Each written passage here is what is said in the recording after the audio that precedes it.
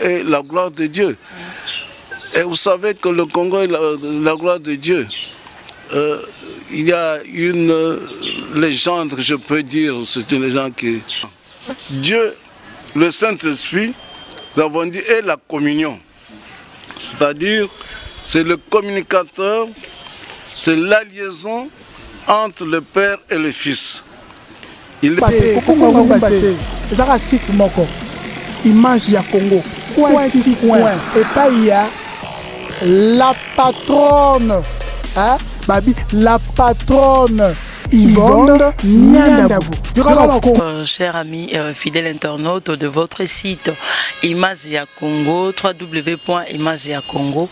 Au micro, c'est Yvonne Niandabou, la patronne, pour la présentation de cette émission Coin du Curieux, qui est une émission de curiosité. Et dans cette émission, nous avons droit à découvrir et à faire aussi nos curiosités, ce qui nous inquiète là. On aura les réponses dans cette émission. Mais pour aujourd'hui, je suis avec un homme de Dieu. Laissez-moi déjà dévaler mon invité. C'est un homme de Dieu. Avec lui, on va essayer aussi de parler de ce qui est le Saint-Esprit, qu'est-ce qu'il fait. D'abord, c'est qui le Saint-Esprit. Mais laissez-moi d'abord dire bonjour à mon invité, le docteur Edouard. Bonjour, papa. Bonjour, ma fille. Enfin, moi, c'est Yvonne, mais vous, c'est monsieur Edouard qui... C'est Edouard Chisongo. Je suis pasteur. Et je suis docteur de la parole de Dieu dans l'église Refuge des Affligés. À Kinshasa, ailleurs? Ici, à Kinshasa, dans le numéro 7 avenue Lissafa, dans la commune d'Engaliem, au quartier, aux zones, à côté du centre supérieur militaire. C'est là que nous sommes. Voilà, aujourd'hui c'est Coin du Curieux. Nous sommes venus juste pour faire notre curiosité. Je ne sais pas, on a choisi les thèmes le Saint-Esprit. Ça vous va ou comment? Oui, ça me va puisque à l'occasion de la fête de la Pentecôte, nous avons tenu un séminaire de toute une semaine où nous avons parlé à la demande même de Dieu, du Saint-Esprit lui-même, sur l'action du Saint-Esprit en nous. Ce n'est pas de la théorie sur le Saint-Esprit, nous voulons parler de choses concrètes. Le Saint-Esprit est en nous. Qu'est-ce qu'il fait en nous? Voilà le thème que nous avons développé, que nous allons aussi développer maintenant avec vous. Qu'est-ce que le Saint-Esprit fait en nous? Quelle est l'action du Saint-Esprit en nous? Et tout cela, nous partons, si vous voulez, de l'Acte chapitre 1er au verset 17. Lorsque Jésus-Christ, avant de monter au ciel, il a dit à ses disciples de rester à Jérusalem, de rester unis. Puisqu'il leur dit, vous recevrez une puissance, le Saint-Esprit survenant sur vous, et vous serez mes témoins à Jérusalem, dans toute la Judée, dans la Samarie, jusqu'aux extrémités de la terre. Et 10 jours après, le jour de la Pentecôte, les disciples qui étaient donc dans la haute chambre vont assister à un événement. Il est dit en Acte toujours chapitre 2, verset 1er jusqu'au verset 4. Le jour de la Pentecôte, ils étaient tous ensemble dans le même lieu. Tout à coup, il vint du ciel un bruit comme celui d'un vent impétueux, et il remplit toute la maison où ils étaient assis. Des langues semblables à des langues de feu leur apparurent, séparées les unes des autres, et se posèrent sur chacun d'eux. Et ils furent tous remplis du Saint-Esprit, et se mirent à parler en d'autres langues selon que l'Esprit leur donnait de s'exprimer. Donc, ils ont été baptisés dans le Saint-Esprit. Pourquoi cela? Le Saint-Esprit est venu, pourquoi Jésus-Christ a envoyé le Saint-Esprit?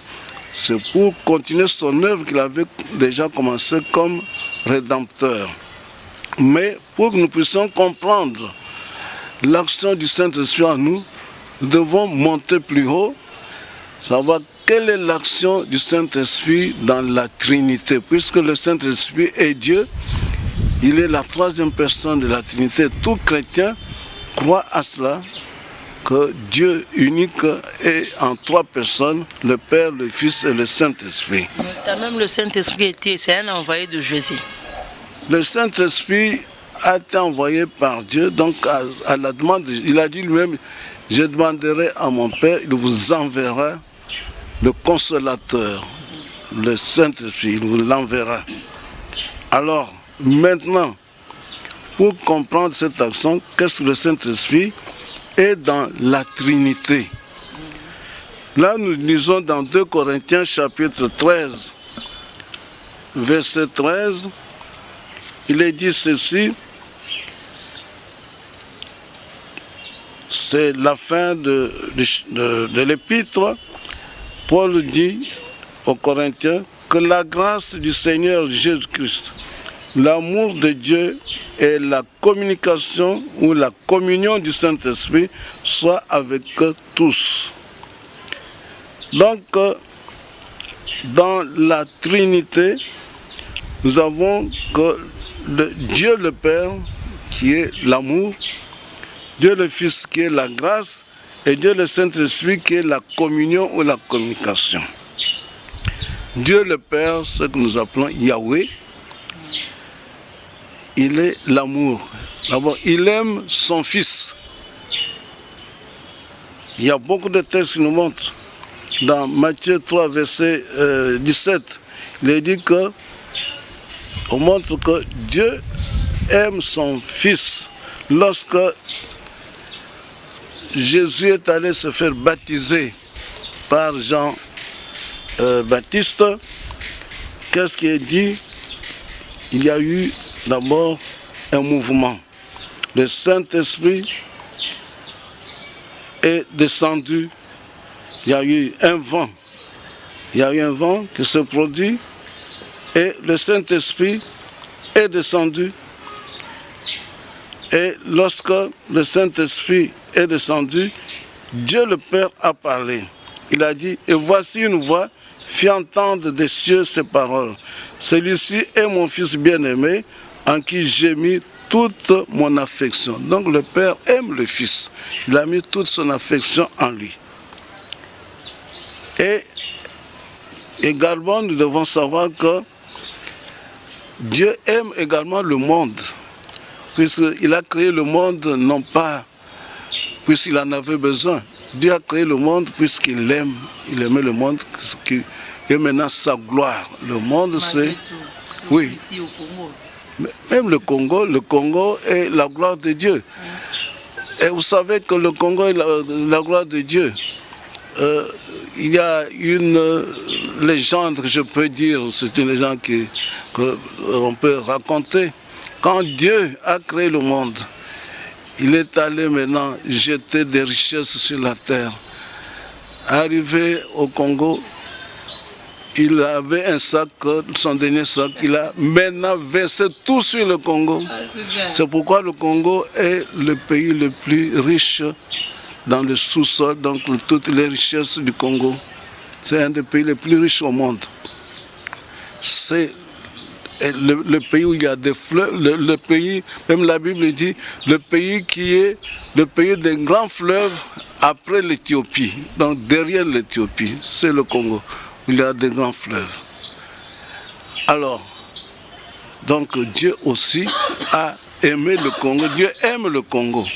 Dieu aime le Congo, puisque en plus du monde, Dieu aime l'homme. Dieu a créé l'homme. Il a dit, toujours dans Genèse, chapitre 1er, verset 26, « Créons l'homme à notre image et à notre ressemblance. » Donc, il aime l'homme également. Alors, le Fils, la grâce, quand on dit Jésus est la grâce c'est l'amour abondant. C'est l'amour qu'on distribue gratuitement. Et Jésus est l'amour, donc la grâce de Dieu. Et pour cela, Jésus aime son Père, hein, l'amour abondant, il aime son Père. Je vous donne un exemple. Si vous lisez dans tous les évangiles, il n'y a qu'une seule fois où Jésus a appelé son Père Élie, c'est-à-dire Dieu éternel. C'est lorsqu'il était à la croix, lorsqu'il avait porté nos souffrances, nos péchés, il devait mourir. Il a dit Élie, Élie, sabachthani. Pourquoi m'as-tu abandonné? Éternel Dieu, pourquoi m'as-tu abandonné? Mais ailleurs, il dit toujours mon Père. Mon Père. Quand il parle de Dieu, c'est mon Père, mon Père.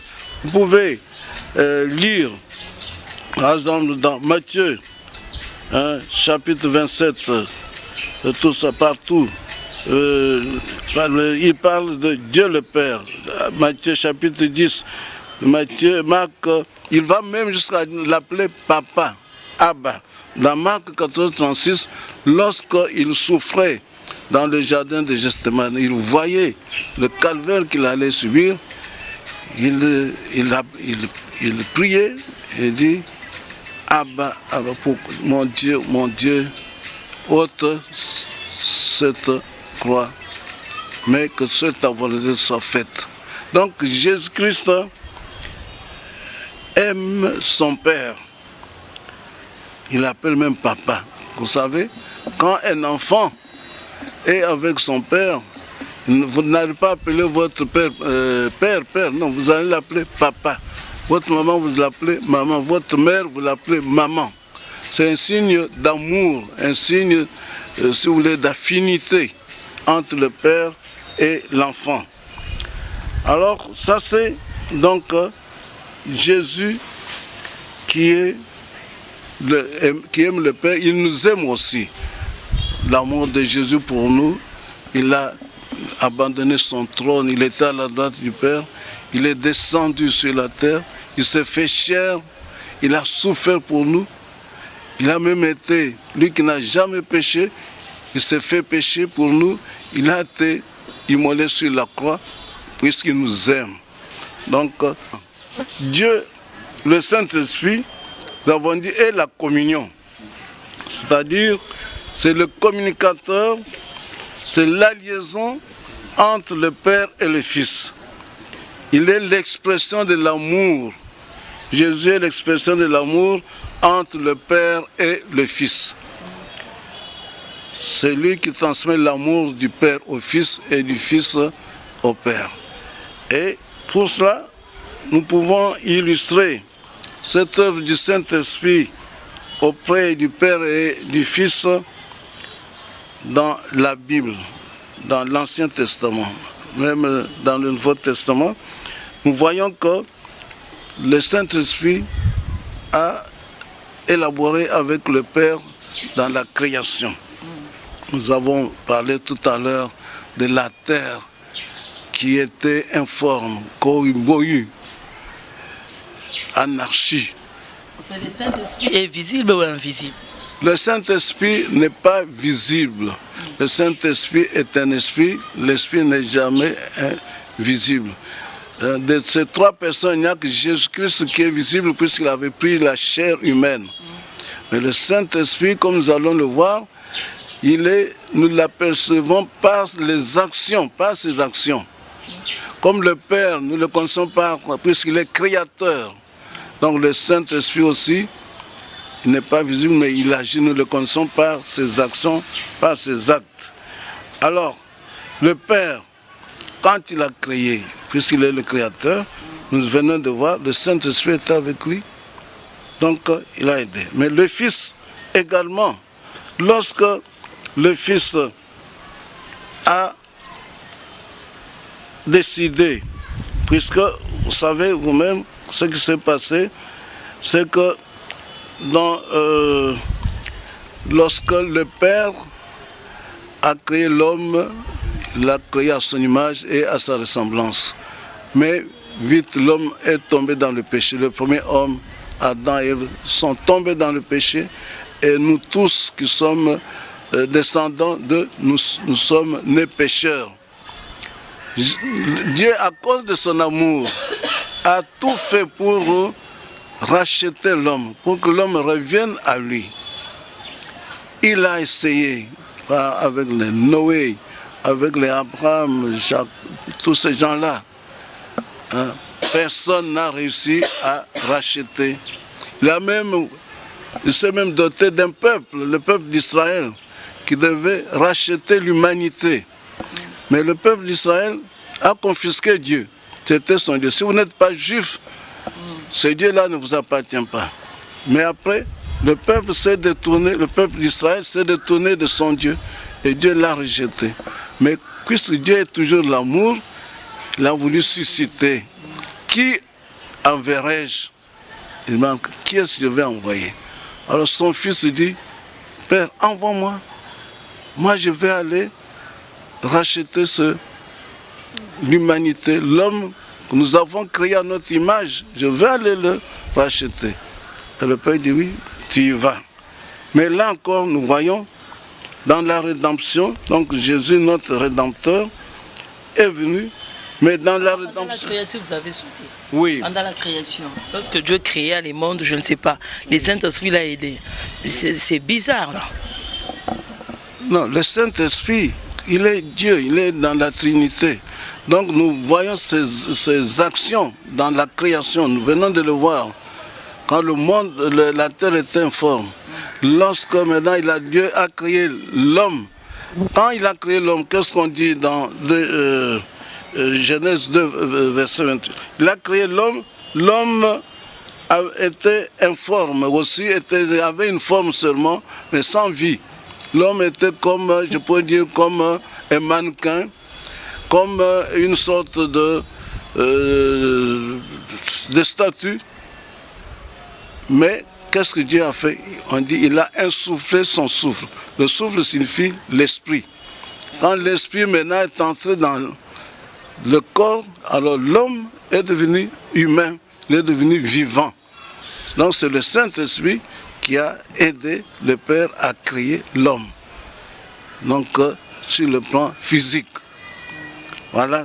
Mais il a aussi agi, nous n'avons pas assez de temps de le dire, dans l'Ancien Testament, avec les patriarches, avec les prophètes, tout ça, c'est le Saint-Esprit qui agissait. Hein. Quand les Jérémie, les Isaïe, les Élisée faisaient des miracles, c'était par le Saint-Esprit. Mais maintenant, avec Jésus-Christ, nous disons, il est venu aussi aider Jésus à la rédemption. De quelle façon? Comme je vous ai dit, le Père avait besoin d'un rédempteur, le Christ s'est présenté et il devait devenir homme, donc il devait avoir une chair. Alors qui lui a donné cette chair-là? C'est le Saint-Esprit. Quand vous lisez dans Luc 1, verset 14 à 35, lorsque l'ange Gabriel a apparu à Marie, qu'est-ce qu'il lui a dit? Tu es une vierge, mais Dieu va te donner un enfant, son fils, il sera appelé, il sera fils de Dieu, mais il naîtra par le Saint-Esprit. Le Saint-Esprit viendra sur vous. Donc c'est le Saint-Esprit qui a maintenant amené le Fils pour qu'il puisse porter le corps, donc la chair humaine, que soit Jésus-Christ. Quand il était auprès du Père, il était le Verbe. Et maintenant, il devient Jésus-Christ. Et puis le jour de la Pentecôte, le jour du baptême, quand Jésus est allé se faire baptiser, le Saint-Esprit lui a amené la puissance, la force, la puissance divine qui va lui permettre maintenant de faire son action, de prêcher l'évangile, la parole de Dieu, de faire des miracles. Lui-même dira, le Saint-Esprit m'a oint. Donc il a été oint et il faisait des miracles que personne n'a jamais accompli jusqu'à ce jour. Il marchait sur l'eau, il a changé l'eau en vin, etc. Il a ressuscité les morts. C'est pas la puissance du Saint-Esprit qui était en lui.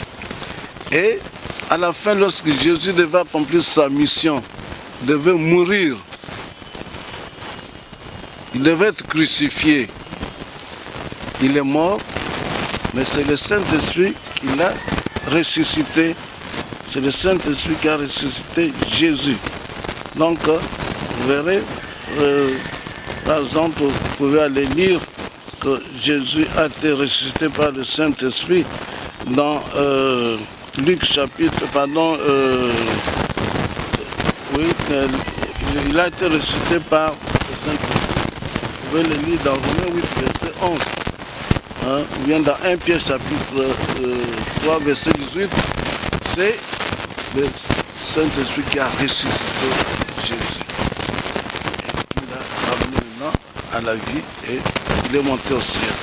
Donc on peut dire que le Saint-Esprit est la communion de l'amour entre le Père et le Fils. Mais il est aussi la communion entre le Père, le Fils et nous. Puisque le Père nous aime, le Fils nous aime, c'est le Saint-Esprit qui amène cette communion-là en nous, en tant que fidèles de Jésus-Christ, en tant qu'enfants de Dieu. Alors, c'est le Saint-Esprit agit en nous. Donc il transfère l'amour du Père et du Fils en l'homme. Ce que nous disons dans Romains 8, verset 9, il est parlé de l'adoption. Le Saint-Esprit vient habiter en nous. Il a été envoyé pour habiter en nous. Le Saint-Esprit est en nous, il est sur nous, il est avec nous. Donc il est avec nous, il est en nous, il est sur nous. Alors, qu'est-ce qu'il fait maintenant pour transférer l'amour du Père en nous et l'amour du Fils en nous? Il nous fait adopter, l'adoption.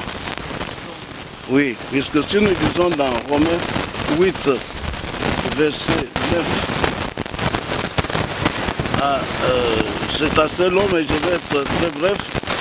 Dans Romains 8, verset 9, nous disons, pour vous, vous ne vivez pas selon la chair, mais selon l'Esprit, si du moins l'Esprit de Dieu habite en vous. Si quelqu'un n'a pas l'Esprit de Christ, il n'y appartient pas. Donc, si vous voulez être à Christ, il faut que vous ayez l'Esprit en vous. Il y a une personne à l'Esprit de Dieu. À nous, il vient par la nouvelle naissance. C'est pas la nouvelle naissance. Jésus-Christ, lorsqu'il parlait à Nicodème, il lui a dit, si vous voulez avoir le salut, il faut être né de nouveau. Il faut être né du Saint-Esprit. Il dit bien être né du Saint-Esprit. Donc la nouvelle naissance, c'est la naissance par le Saint-Esprit. C'est le Saint-Esprit qui nous fait naître de nouveau. En ce moment-là, nous appartenons à Christ. Nous devenons maintenant enfants de Dieu et frères de Jésus-Christ. Être baptisé ou... Non. Le baptême, c'est autre chose. Le baptême dans le Saint-Esprit, c'est autre chose. Voilà. Être né de nouveau, c'est d'abord renoncer au péché. Donc se repentir. Il faut la repentance. Quand vous repentez, à ce moment-là, vous acceptez Jésus comme votre Seigneur et Sauveur.